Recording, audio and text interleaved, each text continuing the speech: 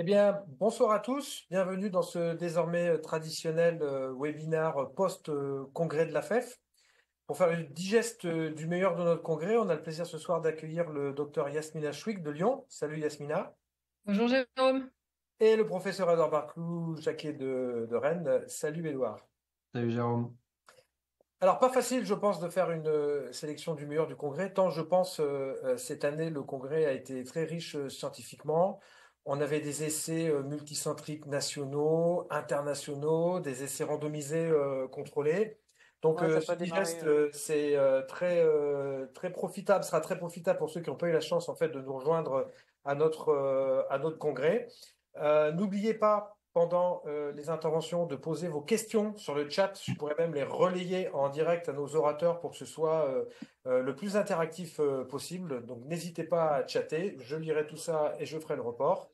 Et je propose qu'on commence sans plus attendre avec Edouard. Edouard, je te laisse la main. Alors, je vais commencer par deux petites communications sur le virus, présentées par le docteur Parlati et la seconde par le professeur Bourlière.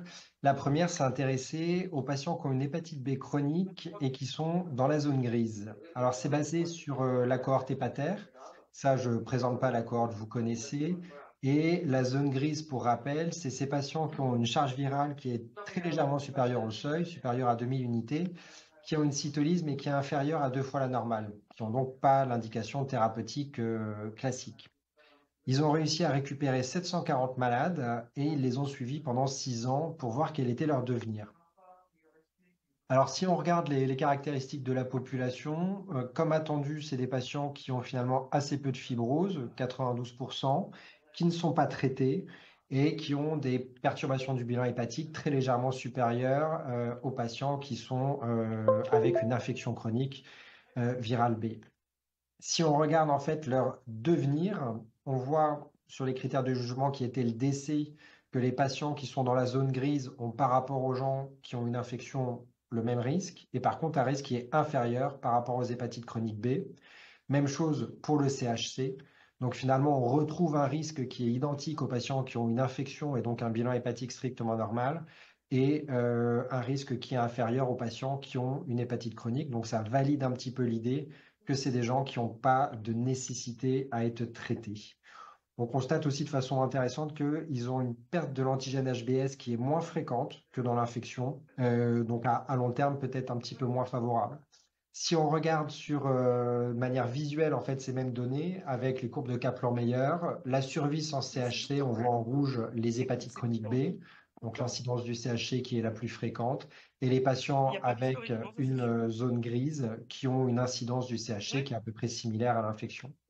Même chose pour la perte de l'antigène HBS. On voit effectivement que les patients qui sont dans la zone grise et qui sont pas traités ont une perte de l'antigène HBS qui est plus fréquente que ceux qui sont traités, mais qui ne rejoint pas complètement les données des patients qui ont simplement une infection.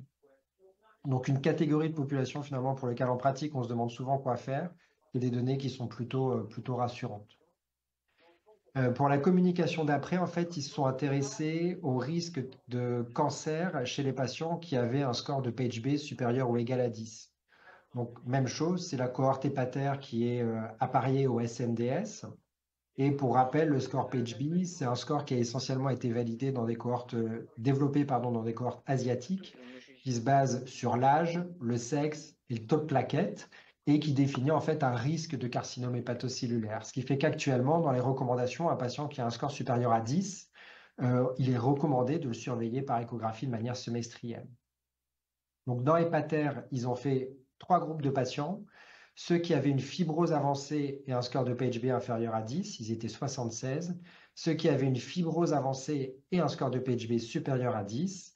Et enfin, des patients qui n'avaient pas de fibrose avancée, mais un score PHB supérieur à 10. Ils les ont suivis pendant presque 100 mois. Et si on regarde les résultats, on voit quand même que finalement, c'est essentiellement les patients qui ont une fibrose avancée et un score de PHB supérieur à 10 qui ont une incidence du carcinome hépatocellulaire qui est significative. Et finalement, les patients qui n'ont pas de fibrose avancée et un score PHB inférieur à 10 et ceux qui ont une fibrose avancée mais un score inférieur à 10 ont une incidence du CHC qui est extrêmement réduite. Si on regarde pareil pour les événements cliniques, pas de différence significative en termes de décompensation. Et si on s'intéresse à l'incidence du carcinome hépatocellulaire, on voit que les patients qui ont la fibrose avancée et le score supérieur à 10 ont bien une incidence du CHC qui est élevée et significative. Mais les deux groupes, PHB inférieur à 10 avec fibrose avancée ou absence de fibrose avancée et PHB supérieur à 10, ont une incidence du CHC qui est faible, probablement en dessous du seuil habituellement recommandé, bien qu'il soit discutable pour le dépistage du CHC, donc des populations qui ne sont pas à risque. Donc ça pose un peu question vis-à-vis des recommandations de surveillance semestrielle chez les patients qui ont un PHB augmenté. Ils ont regardé, en fait, grâce à la connexion avec le SNDS, l'activité de dépistage chez ces patients. Et donc, en fait, ils ont distingué ceux qui faisaient un suivi régulier tous les 6 mois, SVR6, et un suivi régulier tous les 12 mois, SVR12, et un suivi irrégulier. Première chose, c'est qu'on voit, c'est un petit peu démoralisant, que les patients, finalement, le respect du dépistage tous les 6 mois, bah, ce n'est pas chez beaucoup de patients. Si on regarde le délai médian entre deux examens, finalement, on voit qu'ils sont, pour les SVR6 et SVR12, à peu près les mêmes, autour de 6 mois. Donc, c'est les patients qui font à peu près le dépistage de façon correcte. Ça fait un peu moins de 50% de la population. Et si on regarde l'impact, en fait, sur la prise en charge du CHC, on voit que c'est quand même significatif parce qu'en fait, dans ces deux groupes, il y a 66 et 56% de traitements curatifs versus 37% chez ceux qui ont un suivi régulier. Donc, quand même, clairement, un bénéfice pour le dépistage échographique. Donc, des données rassurantes qui posent un petit peu question pour les patients qui ont un PHB supérieur à 10 sans fibrose avancée, puisque finalement l'incidence du CHC est pas aussi élevée que ce qu'on peut penser. Un petit peu inquiétant par contre en termes de qualité du dépistage, mais un bénéfice qui reste confirmé. Édouard, on a une question sur le chat. Est-ce que tu sais si tous les patients de cette cohorte VHB étaient VIH ou VHD négatifs? Alors, on doit avoir de les données dans la cohorte parce qu'Hépater, c'était assez exhaustif comme recueil. Là, cette population, ils ne détaillaient pas dans quelle proportion ils étaient co-infectés. A priori, j'aurais dit qu'ils étaient exclus. Là, tu vois, je vois le VIH qui est exclu et le Delta, à mon avis, ils sont exclus aussi de cette analyse. Ok. Pas garanti à 100%. On passe sur quelque chose d'un petit peu plus exotique, entre guillemets, que j'ai trouvé hyper intéressant, qui est comment explorer une hépatopathie d'origine indéterminée, présentée par l'équipe de Mondor. En fait, c'est une problématique clinique qui est très fréquente en hépato, et c'est quelque chose qui n'est pas du tout standardisé, assez complexe, tout le monde fait un petit peu à sa sauce. Et là, l'idée qu'ils ont eue, c'est d'essayer de proposer quelque chose de formalisé pour aller un petit peu plus loin dans le diagnostic des hépatopathies chroniques indéterminées et donc de voir au fur et à mesure quels étaient les éléments qui allaient apporter le plus au diagnostic et les pathologies qu'ils allaient rencontrer. Les critères d'inclusion, donc c'était une cytolyse ou une augmentation de la phosphatase alcaline supérieure à la normale pendant plus de 6 mois. Ils ont exclu tous les patients qui avaient une maladie hépatique connue, évidemment, les chirurgies hépatobiliaires, syndrome métabolique et consommation d'alcool supérieure à 10 unités par semaine. L'algorithme tel qu'il le propose, c'est une première étape systématique avec une reprise de l'examen clinique et de l'interrogatoire, un bilan étiologique systématique qui est déjà un petit peu élargi, une IRM avec une cholangio-IRM, une quantification de la stéatose et du fer, et une évaluation de la sévérité avec des tests sanguins, une élastométrie. L'étape 2, s'il n'y a pas de diagnostic à la première étape, c'est la biopsie hépatique. Et si la biopsie hépatique ne permet pas de conclure, ils vont sur une biologie un petit peu plus avancée, avec des recherches génétiques ciblées, bilan de thrombophilie, les buvards pour faire les tests enzymatiques, etc. Et éventuellement de la métagénomique sur le sang et la biopsie hépatique pour essayer de pousser un petit peu. Donc il y a quand même un effort de formalisation de cette escalade diagnostique qui est, je trouve, extrêmement intéressante. Sur leur population, on voit qu'ils avaient une centaine de malades inclus, avec un âge de 50 ans, des perturbations qui sont modérées mais significatives au niveau des transaminases et l'absence d'hépatopathie avancée chez la majorité des patients. Si on regarde les diagnostics, certains qu'ils ont pu poser, on retrouve un petit peu toutes les pathologies, avec en premier lieu l'hépatite auto-immune, un peu de maladies vasculaires, quelques syndromes métaboliques qu'ils ont retrouvés, des maladies biliaires. Je ne vais pas les détailler par une, mais on voit qu'il y a quand même un spectre assez large du diagnostic. Ils ont pu quand même poser un diagnostic certain, finalement, chez 72 patients sur 100. Ça fait une grosse majorité. Et quand ils avaient les diagnostics probables, c'est-à-dire non certains, probables, hein, excusez-moi, du néologisme, ils avaient des diagnostics là aussi biliaires, auto-immuns, qui étaient assez variables. Ce qui est intéressant, c'est de voir avec quoi ils ont pu porter ces diagnostics. Pour une grande partie des patients, c'était sur la biopsie hépatique finalement qu'ils ont pu trancher. L'IRM multiparamétrique chez un tiers des malades aussi. Et on voit quand même que chez 15%, ça reste l'interrogatoire qui peut permettre de récupérer par les biais de la chronologie ou des questions un petit peu plus précises un diagnostic. Donc chez un nombre là aussi significatif de malades, 15, c'est pas négligeable. Donc après, c'est difficile de tout résumer parce qu'il y a beaucoup de maladies différentes, donc on ne peut pas rentrer trop dans le détail. Mais je trouve que c'est important et c'est un peu la première fois qu'on voit quelque chose comme ça de structuré autour du diagnostic d'un problème qu'on a très fréquemment en clinique. Édouard, juste une question. Tu avais parlé de métagénomique au départ, là, tout en haut de Oui, la troisième étape, et il n'y avait pas de diagnostic qui avait été rattrapé avec cette méthode-là? non. Alors, dans les résultats qu'elle a présentés, effectivement, pour l'instant, on n'a pas vu de choses rattrapées là-dessus. Ils n'ont pas détaillé en fait derrière les anomalies métaboliques éventuelles. Tu vois, il y a le miscellaneous, les 7 dans les diagnostics certains et les 1 dans le probable. On ne sait pas s'il n'y a pas dedans des maladies métaboliques rares. Ou alors, comme c'est quelque chose, je crois qu'ils ont commencé il y a 2 ans, si je ne me trompe pas, ils n'ont peut-être pas encore eu toutes les données de la génétique derrière. Parce que si je me souviens bien, il y avait un travail qui avait été présenté il y a un an, c'était peut-être au GIFOD, je crois, et il montrait qu'avec la métagénomique, ils étaient capables de récupérer certains virus Virus. quand même. Ouais. Ouais, ils avaient rattrapé des virus comme ça. Là, je ne sais pas si c'est exactement la même cohorte de patients. Parce qu'il me semble que c'était dans les hépatites aiguës plutôt et graves qu'ils avaient fait ça pour rattraper les virus. Mais je dis peut-être une bêtise. La communication d'après, c'était un travail sur la toxicité du paracétamol. Alors, on connaît les intoxications volontaires ou involontaires au paracétamol, ces sources d'hépatite fréquentes, et parfois ça peut être des insuffisances hépatiques aiguës graves qui peuvent poser en fait la question de l'indication de la transplantation hépatique.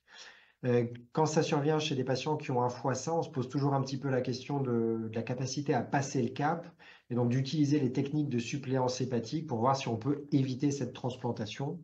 Là, il y avait eu des travaux qui avaient été effectués sur le Mars et là, en fait, plus récemment, il y a les échanges plasmatiques depuis quelques années qui ont montré un intérêt dans les insuffisances hépatiques aiguës de toute cause et donc l'objet, c'était de se poser la question pour les patients qui avait une intoxication au paracétamol. Alors, c'était une étude rétrospective bicentrique de patients admis pour une insuffisance hépatique aiguë sur une intoxication au paracétamol et qui avait les critères d'indication théorique à la transplantation hépatique. Le critère de jugement, c'était la survie sans transplantation à J28.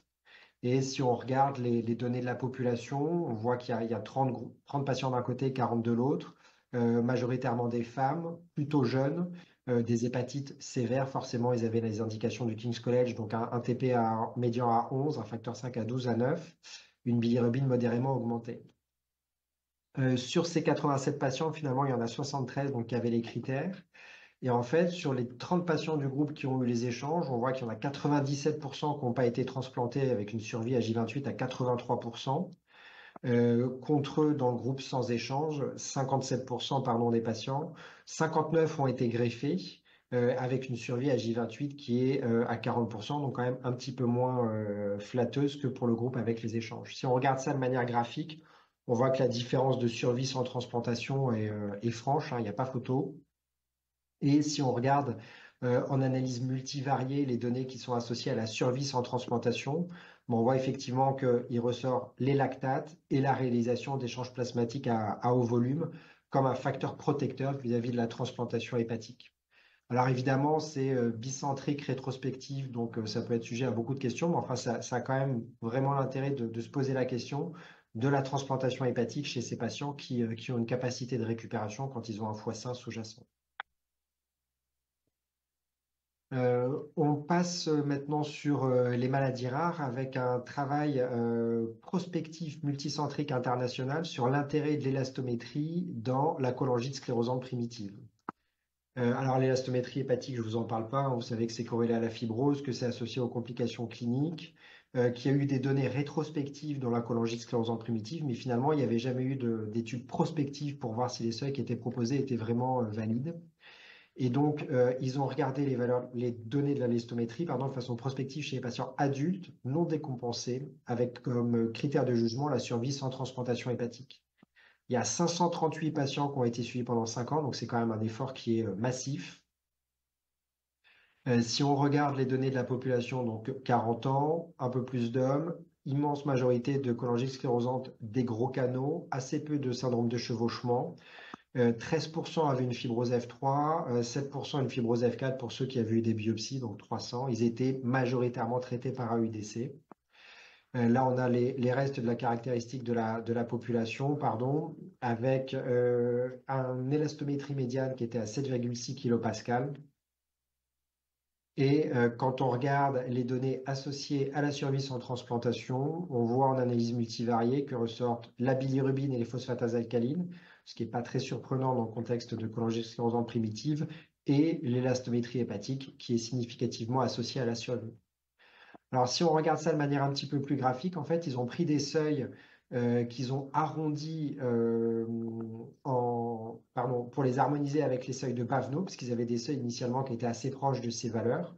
Donc, on regarde inférieur à 10, entre 10 et 15 et supérieur à 15, et on voit que c'est clairement associé à l'espérance de vie sans transplantation hépatique chez ces patients à long terme dans la cholangite sclérosante primitive.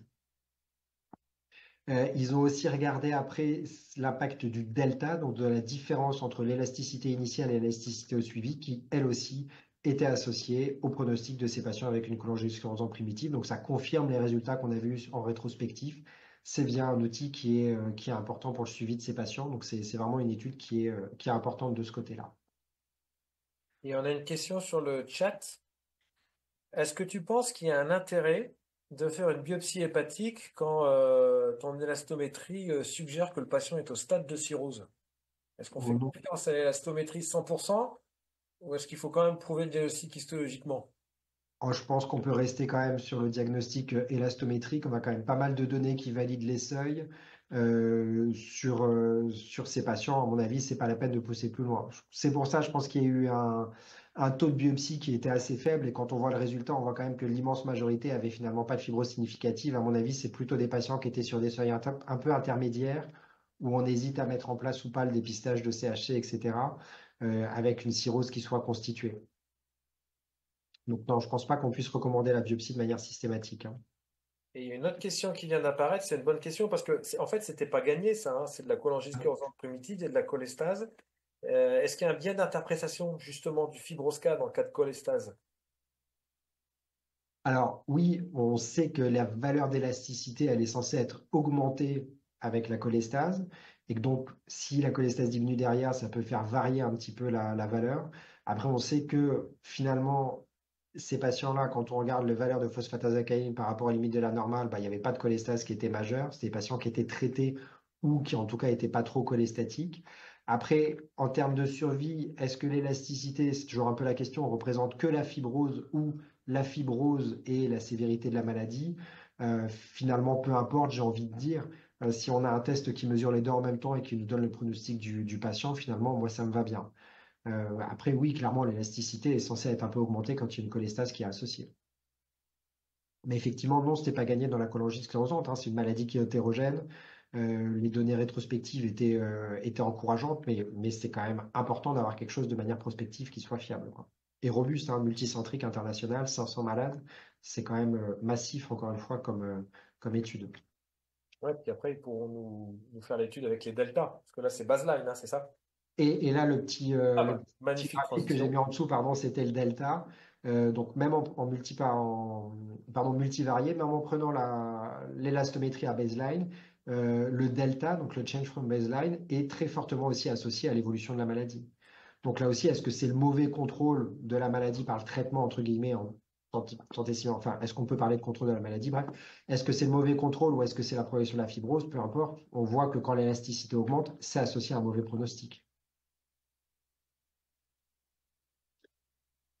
L'étude suivante, ben, on reste dans les voies biliaires, c'est la cholangite biliaire primitive. C'est des données supplémentaires pour le seladelpar, qui est un agoniste PPAR delta. Il y a un New England qui a été publié il y a peu qui a montré l'intérêt de manière prospective. Et en fait, là, c'est une étude prospective ouverte qui a été proposée à tous les patients qui étaient soit inclus dans cette étude de phase 3 qui vient d'être publiée, soit dans les études qui avaient été faites précédemment. Donc avec une cholangite biliaire primitive en réponse incomplète à l'acidulation des oxycoliques. Et là, c'est l'analyse intermédiaire à 2 ans de suivi. Vous avez les différents groupes, donc le seladelpar, l'étude Response qui vient d'être publiée, donc les 150 malades, ceux qui étaient sous seladelpar depuis le début et ceux qui ont été mis après la fin de l'étude. Et le groupe Legacy, c'est tous les patients qui étaient dans les études précédentes à qui ils ont proposé de reprendre un traitement par seladelpar. Si on regarde le critère de réponse composite, qui était des PAL inférieurs à 1,67 fois la normale et une diminution de plus de 15%, on voit que le seladelpar confirme la bonne réponse, hein, avec des patients qui étaient sous placebo avant, quand on les met sous seladelpar, hop, qui ont une réponse qui est favorable. On observe la même chose pour la normalisation des phosphatases alcalines, critère un petit peu plus strict. On a 40% à peu près de réponse dans l'étude ACE. Et dans le groupe Legacy, on a à peu près le même taux de réponse à 40%. Si on regarde les transaminases, même résultat, on voit qu'il y a une augmentation significative des patients qui étaient sous placebo et qui rejoint l'efficacité des patients qui étaient sous seladelpar dès le début. Même chose dans le groupe Legacy avec 60% de normalisation des transaminases. Amélioration du prurite aussi, avec les patients sous placebo qui rejoignent les résultats des patients qui étaient sous seladelpar depuis le début. Donc ça confirme avec un petit peu plus de recul finalement l'étude initiale, un outil qui va être vraisemblablement intéressant pour les patients qu'on n'arrive pas à contrôler dans la cholangite biliaire primitive, avec toutes les discussions qu'on peut avoir vis-à-vis des molécules qui ont une AMM ou pas et qui sont disponibles. Mais c'est vrai qu'il y a des patients qui sont pas faciles à contrôler. Il y a un bon profil de tolérance, donc ça sera vraisemblablement quelque chose qu'on sera très content d'avoir pour certaines situations.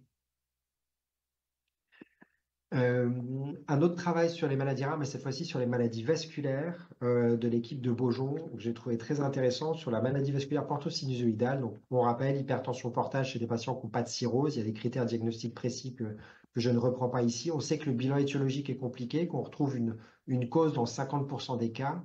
Et là, en fait, ils se sont intéressés aux téloméropathies. Alors, les télomères, c'est les extrémités des chromosomes, en fait. C'est une fonction importante de protection de la région codante du chromosome. Et on sait que quand il y a un raccourcissement, ça peut provoquer une sénescence, une instabilité génétique qui peut être associée à des atteintes d'organes, en particulier le poumon, la moelle, atteinte dermatologique et une atteinte hépatique. On n'a pas beaucoup de données dans ce contexte et en fait, ils ont fait une cohorte bicentrique, rétrospective, de maladies vasculaires portosinusoïdales confirmées pour rechercher une téloméropathie chez leurs patients. 179 malades inclus, 150 patients chez qui ils n'ont pas retrouvé d'anomalie dans les gènes associés aux téloméropathies et 29 chez qui ils ont retrouvé des variants dans ces gènes. Si on compare les populations, on voit que les patients avec des variants étaient un peu plus jeunes et un peu plus de sexe masculin. Et ce qui est intéressant, c'est que finalement, on retrouve effectivement un petit peu plus d'atteintes pulmonaires, d'atteintes cutanées, donc qui sont associées aux téléhoméopathies, mais finalement, ce n'était pas du tout présent de manière systématique. Donc cliniquement, c'est des patients chez qui on n'aurait pas forcément recherché ces anomalies et qui pourtant a été retrouvées de manière significative dans la population. 29 sur 179, c'est pas négligeable non plus. Et quand on regarde encore une fois ces patients, au-delà des caractéristiques vis-à-vis des complications, syndrome hépatopulmonaire un petit peu plus fréquent et surtout une gravité de la maladie plus fréquente, avec un recours à la transplantation hépatique qui est significativement plus fréquent. Et on voit là donc survie sans transplantation. Les patients qui ont des variants associés à des téléméropathies ont beaucoup plus de recours à la transplantation hépatique et de complications significatives que les patients sans variant. Donc une cause rare dans une maladie rare, c'est certain, mais qu'il faut peut-être avoir à l'esprit et s'orienter donc vers ces centres de référence pour faire ce type de recherche. Si on a un profil un peu particulier, en particulier un patient jeune ou qui a des manifestations associées, mais pas que. En pratique, Tu sais comment on fait pour rechercher ces télomérases? Moi, je suis clinicien au centre hospitalier de Cholet. J'ai une maladie veineuse portosinusoïdale, un sujet jeune. Je me dis, tiens, j'ai un marqueur qui est associé au pronostic du patient, puis qui va peut-être me motiver à aller pousser mon bilan un peu plus loin. Comment je peux faire pour avoir ce résultat-là, si c'est possible aujourd'hui? Alors, c'est possible, mais il faut contacter l'équipe de Beaujon parce qu'en fait, clairement, la génétique, c'est de la génétique qui n'est pas faite partout et l'interprétation de variants, c'est compliqué derrière. Donc, il faut vraiment passer par un centre expert. Et en plus, après, il y a la mesure de la longueur des télomères. Alors, me demande pas comment ça se fait parce que je serai incapable de t'expliquer. Mais là aussi, c'est des laboratoires de référence. Donc, il faut s'orienter vers eux, en fait, pour présenter le dossier, poser la question de savoir s'ils sont OK pour faire la recherche ou pas. Mais c'est accessible. C'est accessible. Pas en routine, pas dans n'importe quel labo, mais ils sont en capacité de le faire.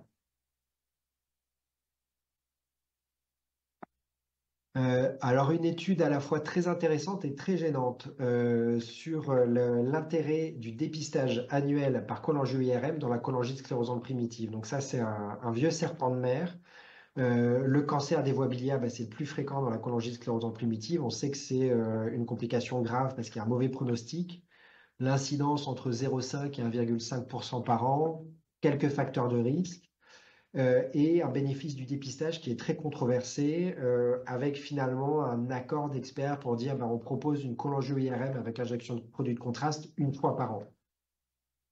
Là, ils ont fait une étude rétrospective monocentrique dans leur cohorte pour voir l'impact et l'incidence du diagnostic du cancer des voies biliaires dans la cholangite sclérosante primitive de 2014 à 2023. 260 patients suivis de manière assez homogène puisque c'est dans leur centre, c'est quand même une très grosse cohorte.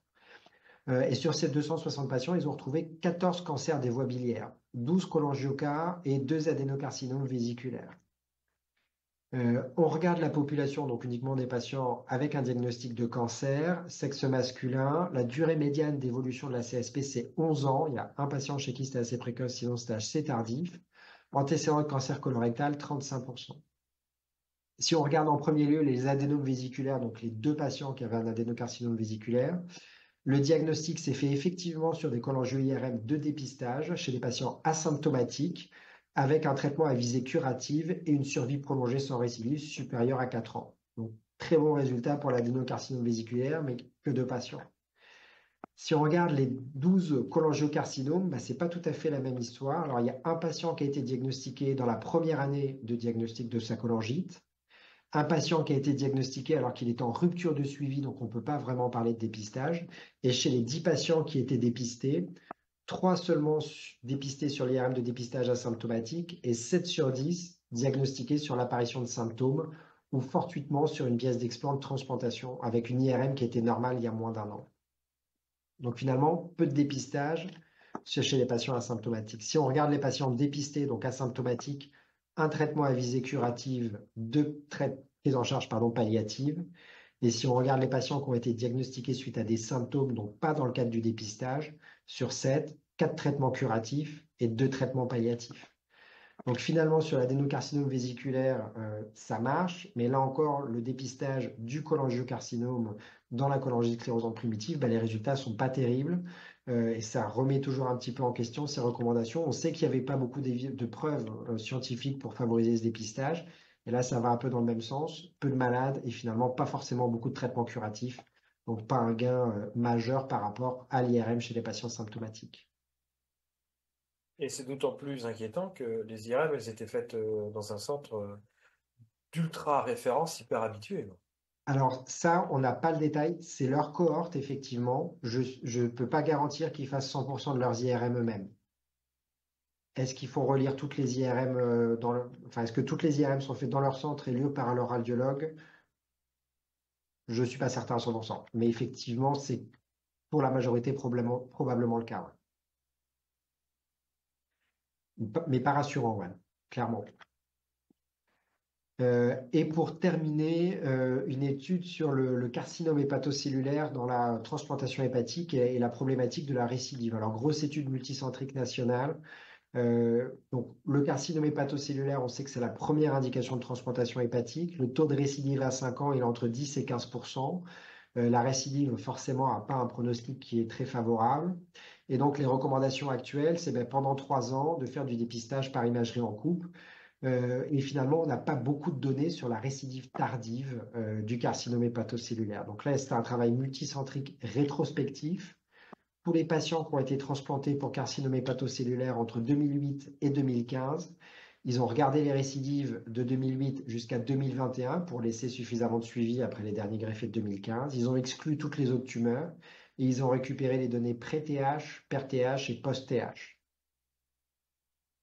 On voit donc essentiellement de la cirrhose liée à l'alcool, 54%. 80% des patients avaient un traitement d'attente, 49% des patients étaient greffés sous la gouverne du modèle AFP, le score AFP qui est en cours à l'Agence de la biomédecine a été implémenté plus tard que 2008, donc il n'y en a que la moitié qui ont été dans ces critères-là, ces critères de Milan, etc.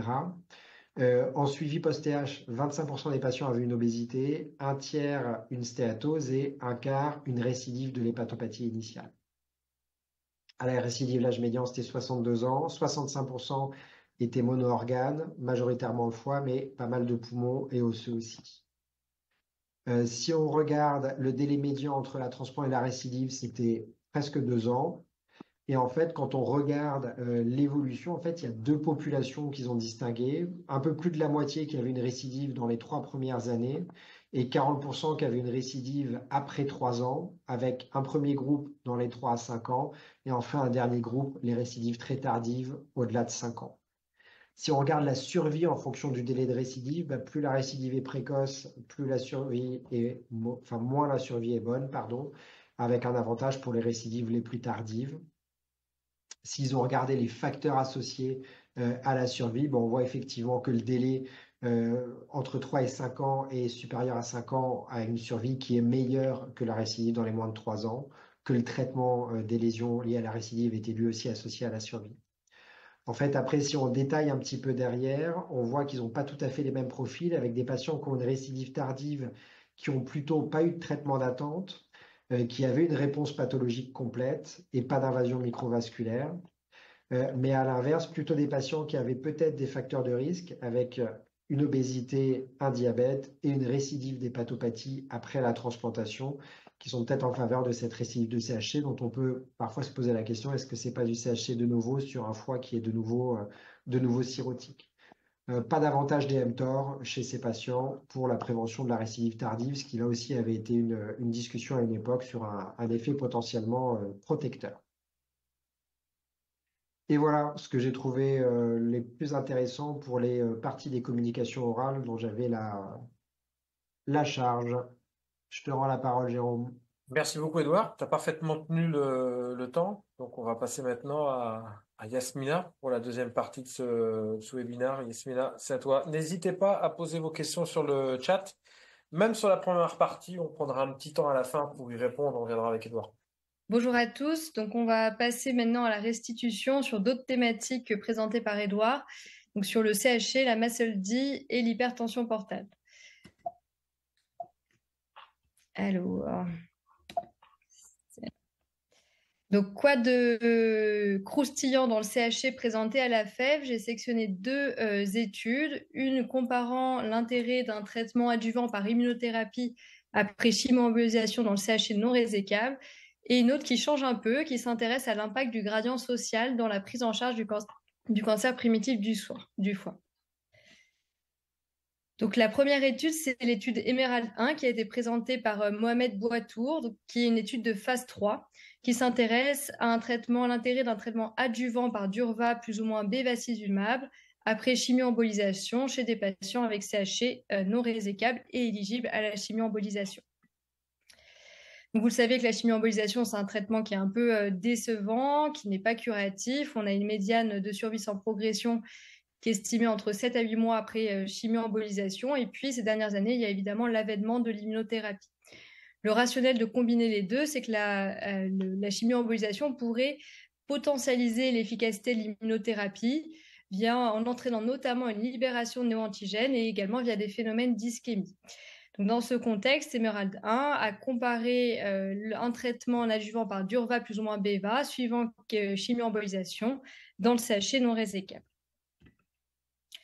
Donc, c'est une étude qui est en 3 bras. Vous avez un bras, donc placebo plus chimio-embolisation. Les patients pouvaient recevoir 1 à 4 séances.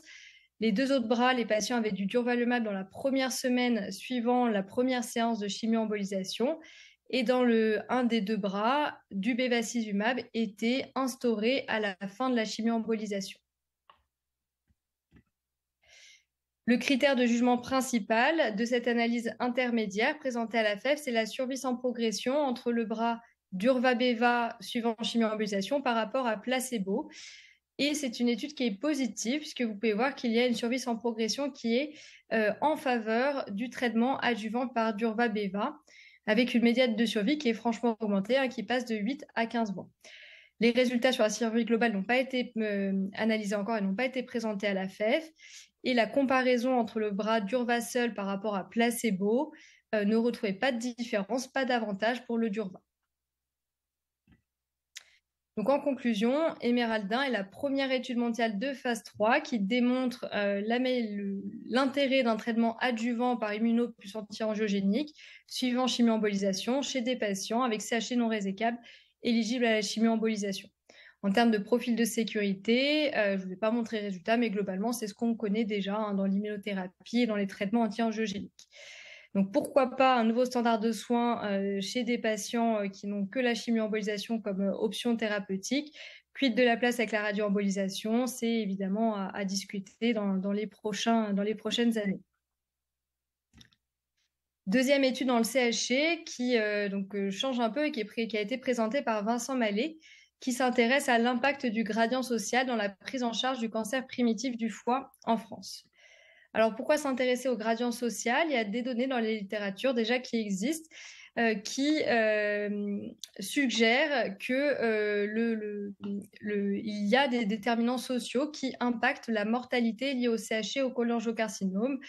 On a notamment une étude américaine, mais qui avait plusieurs biais, notamment il n'ajustait pas sur le stade de la maladie tumorale, et également un travail de leur centre qui retrouvait une meilleure prise en charge des cholangiocarcinomes lorsqu'ils étaient pris en charge en centre tertiaire.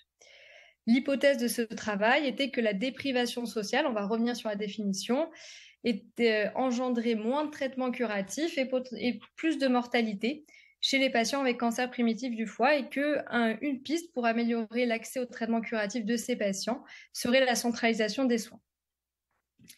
Donc pour répondre à cette question, les auteurs ont réalisé une étude rétrospective sur les données du PMSI et ils ont inclus tous les cancers primitifs du foie, donc CHC cholangiocarcinome, diagnostiqués entre 2017 et 2021, les cancers incidents. Ils ont mesuré la déprivation sociale avec l'aide d'une échelle, l'échelle FDEP, qui est validée par l'INSEE, qui mesure différents paramètres à l'échelle géographique, notamment le revenu médian, le taux d'ouvriers, le taux de bachelier, le taux de chômage. Et donc, les patients classés dans le 4e et 5e quintile étaient considérés comme avec déprivation sociale. Ils ont également étudié tous les facteurs confondants potentiels, notamment le stade de la maladie tumorale et la gravité de la cirrhose. Et leurs 2 critères de jugement principaux étaient d'une part l'accès au traitement curatif et d'autre part la mortalité. Les analyses ont également été stratifiées en fonction du type de centre, sur la distance domicile-hôpital et sur la densité médicale départementale. Donc, premier résultat, ils ont collecté 62 000 cancers primitifs du foie incidents en France sur cette période et 45% de ces patients présentaient une déprivation sociale. Au sein des patients avec déprivation sociale, comme attendu, il y avait donc des critères cliniques qui étaient différents des autres, notamment une augmentation significative de la maladie alcoolique du foie, du syndrome métabolique et également une surreprésentation des hommes. Ces patients ont été également significativement moins pris en charge initialement en centre expert. Concernant le premier résultat de l'étude, l'accès au traitement curatif, la déprivation sociale, vous voyez ici, est significativement associée avec un moindre accès au traitement curatif en analyse univariée, mais également en analyse multivariée, après ajustement sur tous les cofacteurs confondants potentiels étudiés ici. Concernant la mortalité globale, à nouveau, la déprivation sociale entraînait une surmortalité dans le cancer primitif du foie. Si on s'intéresse aux analyses stratifiées, il n'y avait pas d'impact. Donc les patients qui avaient une distance résidence-hôpital qui était plus faible ou les patients qui étaient pris en charge dans un département où la densité médicale était plus importante avaient toujours le même pronostic qu'ils aient une déprivation sociale ou non. Par contre, les patients pris en charge précocement en centre expert avec déprivation sociale récupéraient le même pronostic que les patients sans déprivation sociale. Les auteurs ont calculé que 811 patients par année auraient pu avoir accès à un traitement curatif et ne l'ont pas eu du fait de leur statut. Donc, pour conclure sur cette étude, ce chiffre, 811 patients auraient dû avoir accès à un traitement curatif, ce qui représente 25% des patients avec déprivation sociale. La déprivation sociale est donc associée à moins de traitements curatifs dans le cancer primitif du foie et à une surmortalité. Une piste pour essayer de corriger ce facteur serait potentiellement la centralisation des soins qui permettrait d'augmenter l'accès aux traitements curatifs chez ces patients. Yasmina, par centre expert, on entendait quoi exactement? Je crois que Vincent avait donné la réponse. Oui, il avait répondu, c'était CHU et CAC, centre anti-cancer. Et est-ce que, C'était pas lié au volume dans est-ce qu'en termes de maillage du territoire, c'est quelque chose qui est possible, à ton avis, de tout centraliser sur ces centres-là? Bonne question. C'est difficile. C'est vrai qu'en termes de volume de patients, je ne sais pas comment c'est dans les autres centres, mais c'est que nous, à Lyon, on a une très, très, très forte demande. C'est vrai que ça semble compliqué. Après, une des pistes aussi qui avait été suggérée par Massy et que je trouve très intéressante, c'est la décentralisation de l'expertise. Se dire que potentiellement, quelqu'un qui a l'habitude du CHC fasse une visio avec radiologue, avec chirurgien, qu'on ait des RCP communes avec d'autres centres de périphérie où ils ont moins de volume de patients de CHC que les gros centres experts. On va peut-être déjà commencer par généraliser l'accès au RCP, déjà. Oui, tout à fait. Tout à fait. Donc voici pour le CHC et je vous propose de passer à la MASLD avec 2 études, une présentée par Jérôme sur l'intérêt du tirzépatide dans la mâche fibrosante et une autre, une étude ancillaire de Maestro Nash sur la corrélation entre tests non invasifs et réponse histologique au resmetirom. Donc l'étude Synergie Nash est une étude de phase 2 qui étudie l'intérêt du tirzépatide dans le traitement de la mâche avec fibrose hépatique. Qu'est-ce que c'est que le tirzépatide? Vous en avez peut-être entendu parler. Ça ressemble aux autres, aux analogues du GLP-1, mais il est un petit peu différent celui-là puisque c'est un coagoniste où il est à la fois agoniste des récepteurs du GIP et également du GLP-1. C'est un traitement qui est déjà prescrit chez les patients avec diabète de type 2 et obésité qui engendre une perte de poids comme les analogues du GLP-1. Et on sait que ce traitement permet la réduction de la stéatose et l'amélioration des biomarqueurs de mâche et de fibrose. Donc, dans ce contexte, Synergie Nash a été menée qui évalue l'efficacité et la sécurité du tirzépatide contre un placebo pendant 52 semaines chez des patients avec mâche F2 ou F3. Donc voici le design de l'étude, 4 bras, un bras placebo et 3 bras avec dose croissante de tirzépatide, 5, 10, 15 mg, une injection sous-cutanée une fois par semaine. Les patients inclus étaient des patients adultes avec un IMC supérieur à 27 et un diagnostic de mâche selon les critères habituels et une fibrose F2, F3. Donc voici le résultat principal de l'étude, la résolution de la mâche sans aggravation de la fibrose. Vous avez à gauche les résultats en intention de traiter et à droite en per protocole. Et vous pouvez voir que c'est des résultats assez impressionnants puisque le tirzépatide améliore jusqu'à 62% des cas, 62% des participants à 15 mg les lésions de mâche contre 10% sous placebo et encore mieux en per protocole. Sur l'amélioration de la fibrose d'au moins un stade sans aggravation de la mâche, c'est également positif avec une réduction chez environ 50% des patients, quelle que soit la dose, contre 30% sous placebo. Si on regarde la perte de poids, c'est tout aussi impressionnant, hein. Vous avez à la dose de 15 mg une perte de poids moyenne de 15% du poids corporel à 52 semaines. 75% des patients dans le bras tirzépatide 15 mg vont également normaliser leur transaminase à 52 semaines. Donc, en conclusion, dans cette étude de phase 2, le tirzépatide permet d'obtenir une résolution de la MASH dans 44 à 62% des cas et une amélioration de la fibrose d'environ 50% des cas. En termes de profil de sécurité, pas de grosse différence avec ce qui est déjà connu pour le tirzépatide et également de façon semblable des effets indésirables qui sont principalement gastro-intestinaux comme pour les analogues GLP-1. Donc, on va passer maintenant, je vous propose la deuxième étude dans la MASLD qui s'intéresse à la corrélation entre tests non invasifs et réponse histologique dans l'essai Maestro-NASH, étude présentée par Vlad Rațiu à l'AFEF.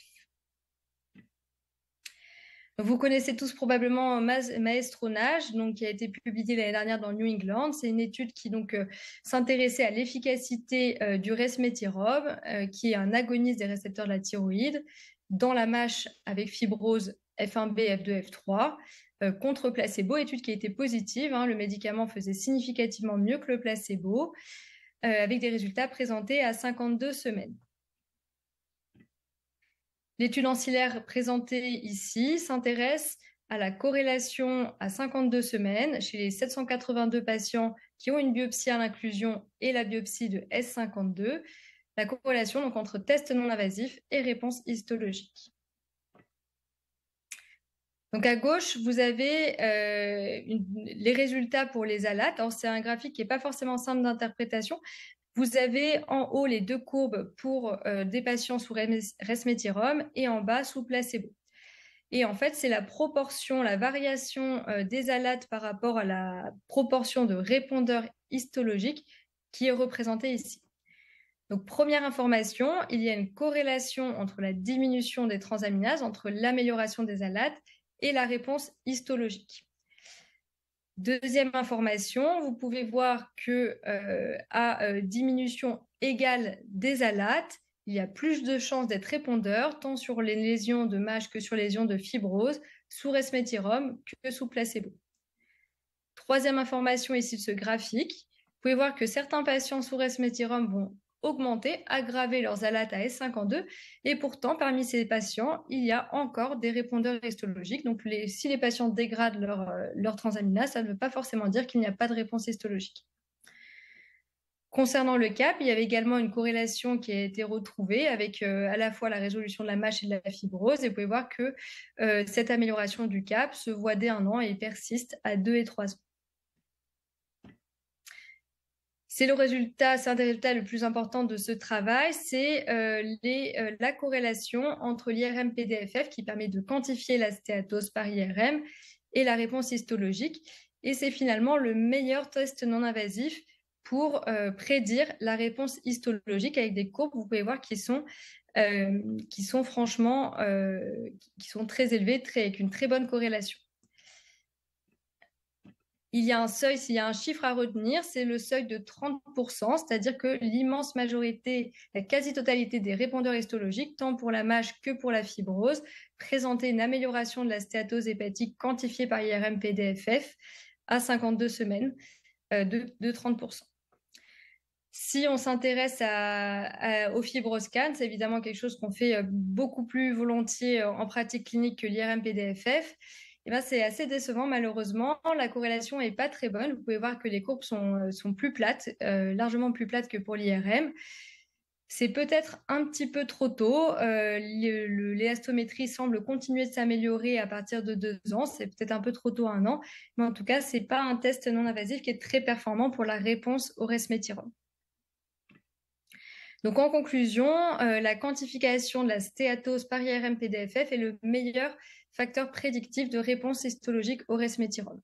On a également d'autres biomarqueurs qui étaient corrélés.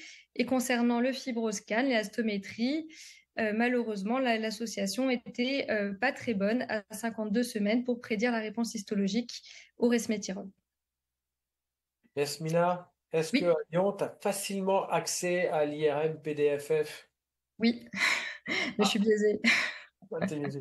Bon, après, il faut dire que c'est une IRM qui n'est pas injectée, hein. Donc, Oui. c'est pas l'IRM classique qu'on connaît, qui dure 20-25 minutes. C'est assez rapide quand même. Ouais. Non, nous, on a de la chance, on a l'IRM même plus facilement que le scanner parce qu'ils ont acquis une autre machine et c'est vrai que ouais, je suis un peu biaisée sur ça.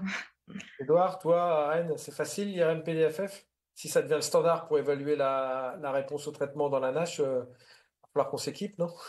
Ouais, il va falloir plus d'IRM. Alors, ça reste quand même facile. Techniquement, c'est les mêmes choses que pour les IRM qu'on fait pour le fer. Donc, c'est une seule coupe d'apnée. C'est fait en 5 minutes. Pour les radiologues, c'est objectivement pas compliqué. C'est pas comme tu le dis, une IRM de morphologie où on fait ça. Le problème, c'est qu'il n'y a pas de cotation. Donc, dans l'idéal, il faudrait qu'il y ait vraiment un acte spécifique pour ça. Mais techniquement, si c'est vraiment juste pour le PDFF, ça prend 40 secondes, une minute au radiologue, hein. Bon, après, moi, je trouve que l'intérêt de ce genre de travail, c'est de montrer que c'est possible. On peut évaluer de façon non invasive la réponse au traitement. Bon, là, les outils sont peut-être pas très disponibles, mais c'est un bon début, quoi. Après, il y a d'autres appareils qui sont capables de mesurer la stéatose, hein. Peut-être qu'ils feront peut-être un petit peu moins bien, mais combiné avec d'autres paramètres, on y arrivera. C'est un bon début, quoi. On tient le bon bout de la ficelle.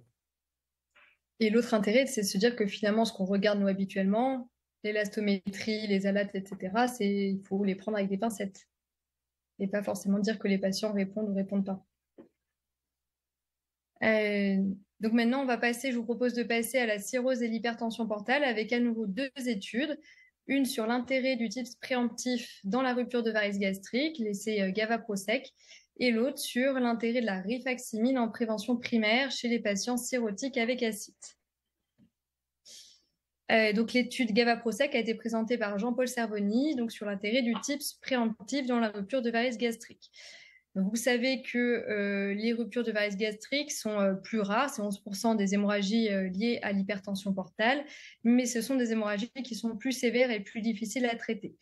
Si la place du TIPS préemptif a été très bien déterminée dans la rupture de varices œsophagiennes, quid de la varice gastrique, c'est un peu moins clair. On a des recommandations qui disent que c'est probablement intéressant, mais qu'il faudrait plus d'essais.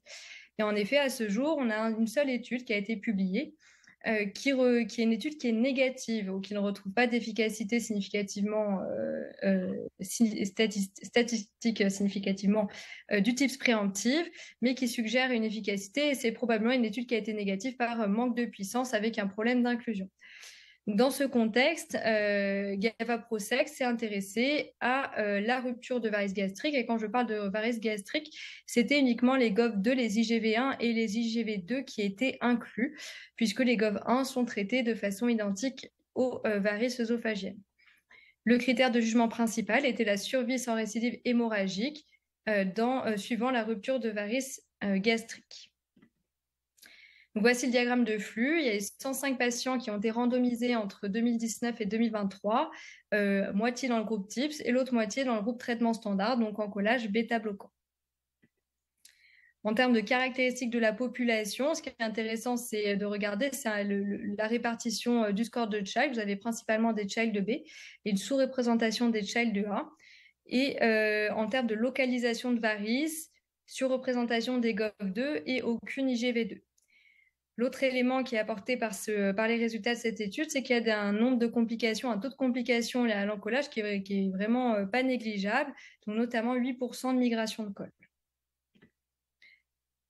Sur le critère de jugement principal, c'est une étude qui est franchement positive puisqu'on a une survie sans récidive hémorragique qui passe de 34% dans le groupe traitement standard à 75% dans le groupe TIPS, sachant qu'un nombre non négligeable du groupe traitement standard devait bénéficier d'un type de sauvetage au cours du suivi. Concernant la survie globale, il existait une tendance, je ne vous ai pas mis le résultat, mais qui n'était pas significative, potentiellement par défaut de puissance. En termes de survenue d'encéphalopathie hépatique, aucune différence entre les deux groupes au cours du temps. Donc, en conclusion de cette étude, alors près de la moitié, ça avait été conclu par Jean-Paul Cervoni, mais même 2/3 des patients dans le groupe traitement standard vont présenter une récidive hémorragique ou un décès dans l'année suivant l'hémorragie initiale, et 3/4 d'entre eux vont nécessiter un TIPS de sauvetage. Le TIPS préemptif multiplie par un facteur 3,5 la survie sans récidive hémorragique et devrait donc très prochainement devenir le traitement de référence pour la rupture de varices gastriques. Donc voici pour l'étude GAVA-PROSEC et je vous propose de parler d'études Propylar-Rifax présentées par Thierry Thévenot qui s'intéresse à l'intérêt de la rifaximine en prévention primaire chez des patients avec cirrhose et ascite. C'est un essai clinique de phase 3, randomisé en double aveugle, avec des patients inclus entre 2018 et 2022.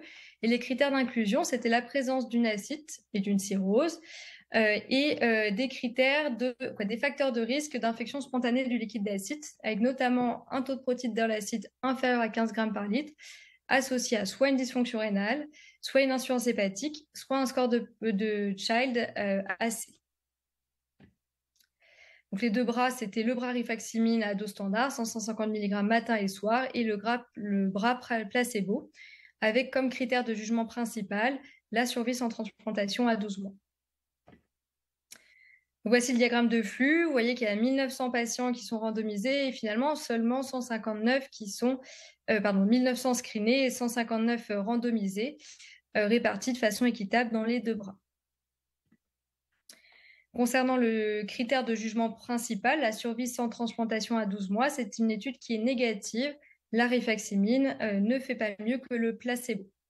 Ça ne marchait pas non plus pour la survie sans transplantation à 3 ou à 6 mois.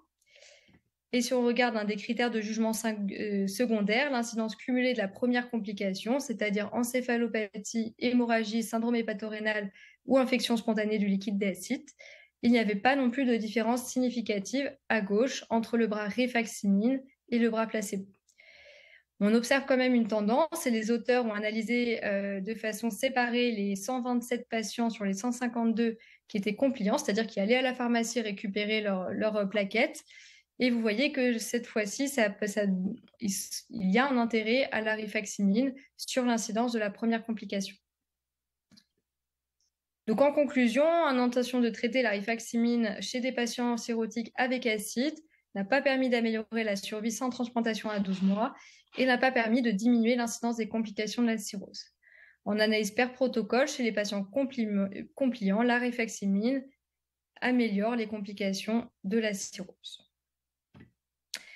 Donc voici une espèce de diapo récapitulative pour que, avant d'aller vous coucher, vous ayez des messages clés dans le CHC, la Masoldi et l'hypertension portale. Donc pour le CHC, potentiellement dans les mois, années qui arrivent, l'avènement d'un traitement adjuvant suivant chimioembolisation par immunothérapie et anti-angiogénique. Et pourquoi pas aller vers une prise en charge centralisée du CHC sur l'ensemble du territoire.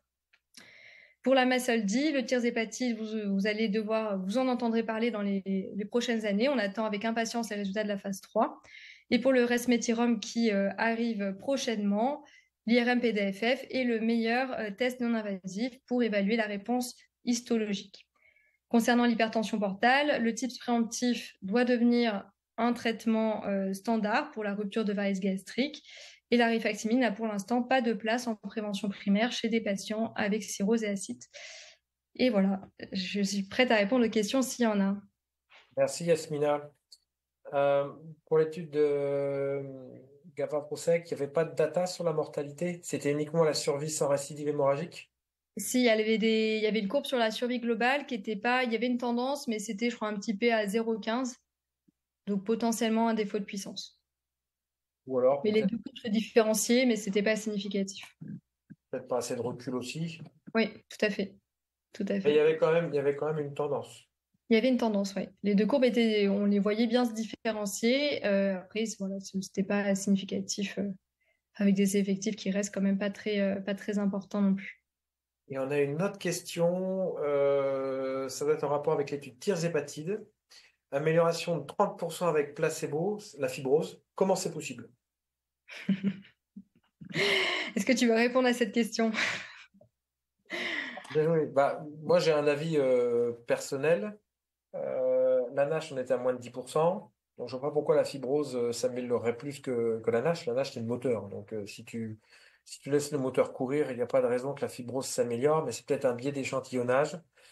parce qu'on a des patients qui sont F3 et F2, et on sait que l'écart de fibrose entre F2 et F1, il est très petit, et probablement, c'est une hypothèse, hein, mais probablement qu'avec la variabilité de l'histologie, c'est plus facile d'observer un passage, un faux passage de 2 à 1 sur deux biopsies différentes.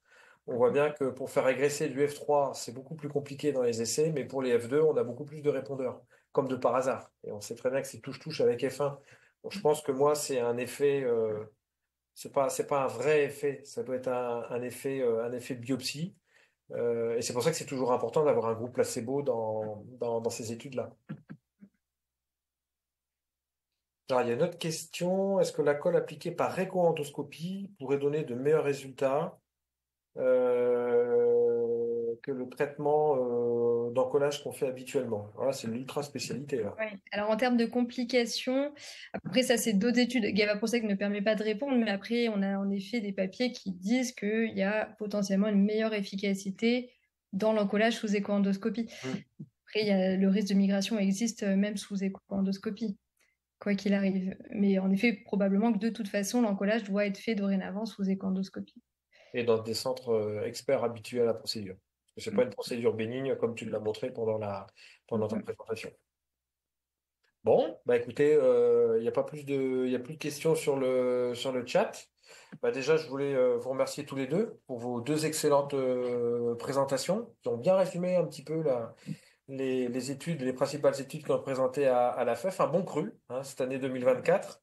Pour ceux qui veulent revoir un petit peu les communications orales, le replay est encore disponible pendant 8 jours. Donc là, on vous a fait le résumé, mais vous avez l'original qui est encore disponible sur Internet.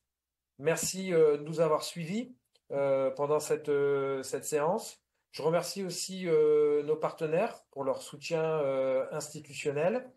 Et je voulais pas vous quitter sans vous faire part des deux grands rendez-vous à venir.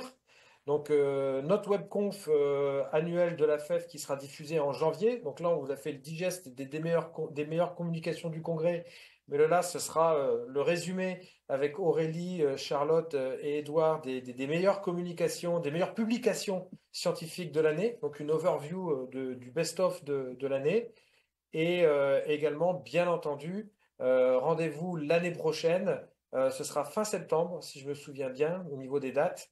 Voilà, du 24 au 26 septembre 2025 pour notre futur congrès de la FEF qui, cette fois-ci, se tiendra à Paris et à Montrouge. Ça nous rappellera des petits souvenirs, parce que la dernière fois, c'est qu'on y était, c'était le Covid. Mais là, ce sera beaucoup, beaucoup plus sympa. Voilà, encore merci d'avoir passé cette soirée avec nous et à très bientôt sur la ME et avec la FEF.